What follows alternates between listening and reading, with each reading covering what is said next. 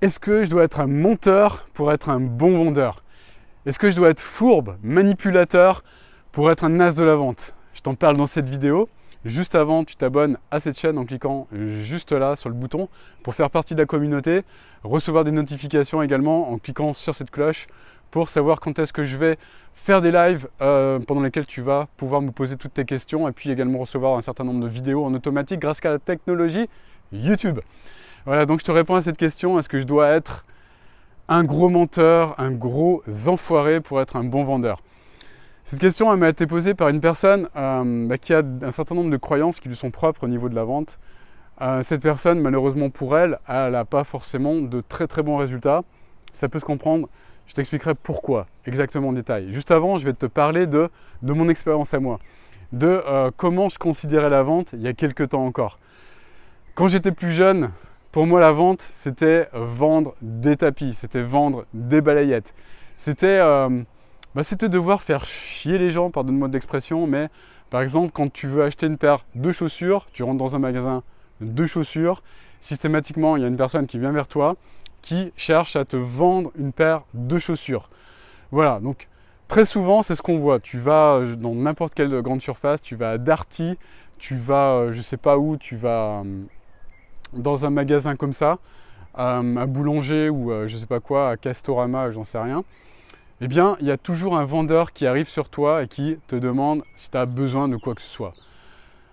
Moi, j'avais comment dirais-je, une aversion pour ce type de personne parce que je voulais être tranquille, je voulais faire mon choix tranquille et je voulais prendre mes décisions tranquilles sans nécessairement avoir besoin de quelqu'un qui me colle au basque et sans nécessairement avoir besoin de quelqu'un qui me pousse à la vente. Voilà. Donc j'avais développé cette croyance que les vendeurs, c'était tous des personnes qui étaient là pour t'embêter, pour t'ennuyer, qui étaient là juste pour toucher leur com sans avoir un quelconque intérêt pour toi en fait. Voilà, donc pendant très longtemps j'ai pensé ça, pendant très longtemps j'étais toujours décalé, j'essayais d'éviter le moment où quelqu'un venait vers toi pour te proposer ses services au niveau de la vente. Pendant très longtemps, j'ai cru ça jusqu'au jour où j'ai appris à faire de la vente éthique. Voilà, jusqu'à ce jour-là, j'ai eu cette croyance. Est-ce que cette croyance, elle m'a servi au niveau de mon activité, au niveau de mon business? Je te laisse deviner. Avant d'avoir ce déclic, en fait, j'étais, comme qui dirait, fauché. C'est-à-dire que j'avais, au niveau de mes résultats, aucun résultat évidemment. Pourquoi? Parce que je considérais la vente comme quelque chose d'agressif, comme quelque chose... comme je considérais les vendeurs comme des gens qui étaient là pour te refourguer quelque chose dont tu n'avais pas besoin. Or, j'ai appris en apprenant la vente éthique justement que c'était tout autre chose. La vente, c'était justement de savoir répondre à un besoin. Donc déjà, j'ai compris que la qualité d'un bon vendeur, ce n'était pas nécessairement la qualité que possède Joe le vendeur de tapis ou Joe le vendeur de balayettes, qui est d'avoir une grande gueule et d'être un gros baratineur. Être un bon vendeur, ce n'est pas être un bon baratineur, sauf si tu es là pour vendre des produits ménagers ou pour vendre des trucs sur un stand de foire. C'est pas ça être un bon vendeur, c'est pas ça du tout. Un bon vendeur, c'est avant toute chose quelqu'un qui sait écouter. C'est quelqu'un qui, généralement, est assez introverti et qui sait profondément écouter le besoin du consommateur, du besoin du prospect, tout simplement. Donc ça, c'est la qualité première d'un bon vendeur éthique. C'est de savoir écouter exactement, poser les bonnes questions pour comprendre quel est le besoin de la personne au fond d'elle-même, en fait. Qu'est-ce qu'elle veut et comment la servir du mieux qu'on peut. C'est ça, être un bon vendeur éthique, en fait. C'est comprendre tout ça.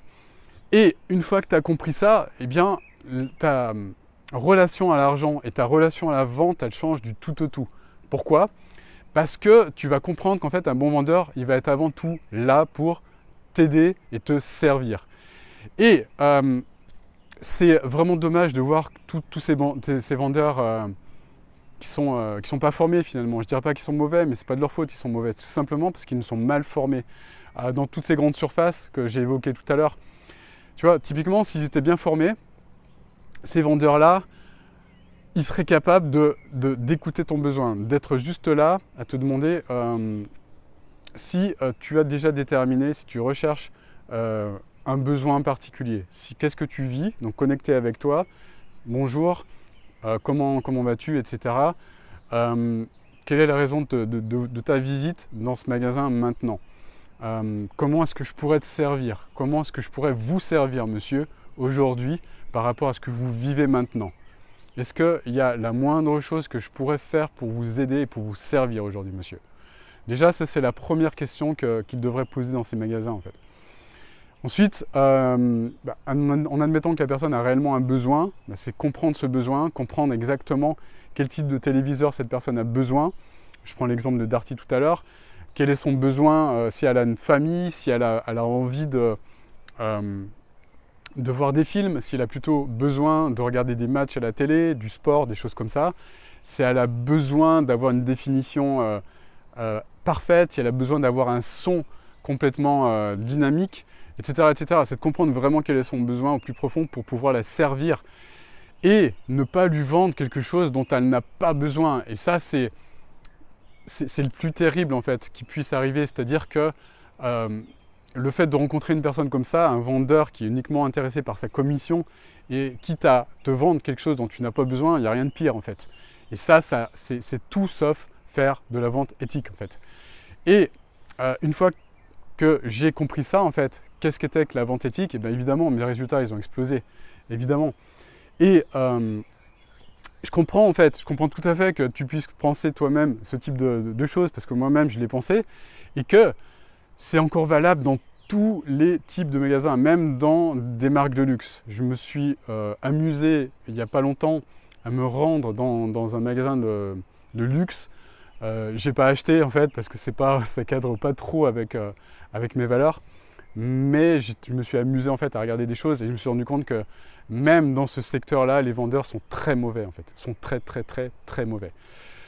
Voilà, donc si tu veux vraiment changer ta vision du monde par rapport à la vente, si tu veux commencer à avoir des résultats, eh ben, je pense que tu devras déjà avant tout considérer que le fait de servir ton client avant tout et de comprendre son besoin, c'est primordial. Et se concentrer sur ça, dans tous les cas, c'est ce qui va te permettre d'atteindre des résultats importants.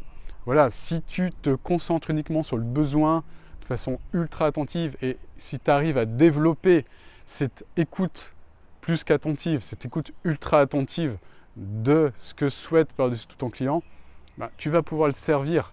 Et si tu peux le servir exactement comme il le souhaite, eh bien c'est là que les choses vont arriver.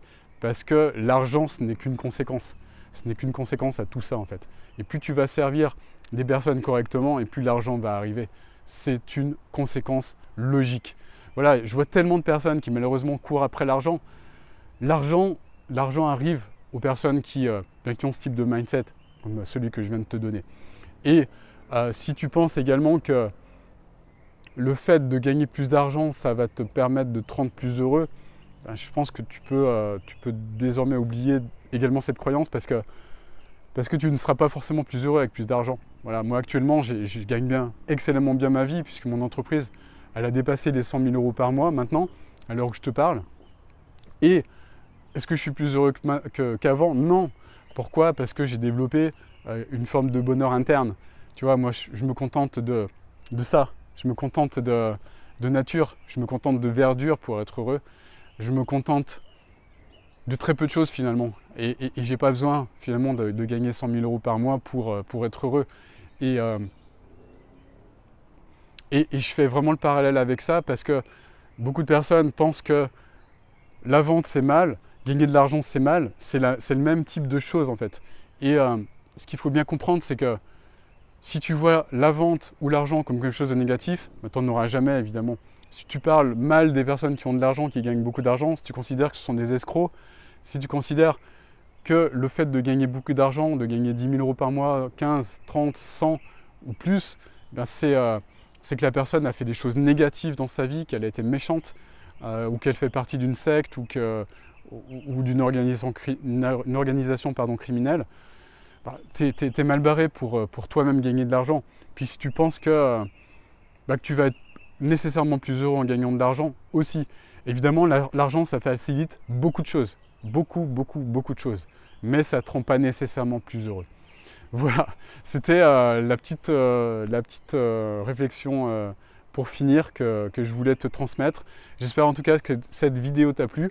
Si c'est le cas, tu mets un gros pouce, un gros like. Et puis également, abonne-toi à cette chaîne.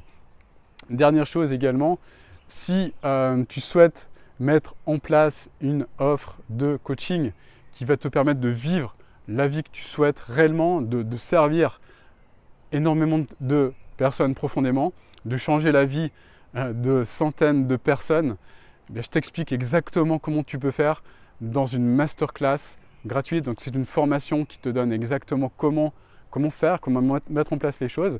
Ça va t'aider également à comprendre comment ne plus avoir ce syndrome de l'imposteur si toi-même tu l'as actuellement, comment te libérer de ces croyances qui te tirent vers le bas pour que tu puisses enfin vivre la vie de tes rêves en aidant, en transformant la vie de tes clients et en ayant cette liberté que tu recherches, parce que si tu regardes cette vidéo, c'est qu'on a les mêmes valeurs par rapport à la liberté.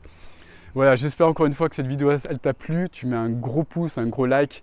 Je te dis à très bientôt. Rejoins la communauté également. Très bientôt pour une nouvelle vidéo. Ciao, ciao.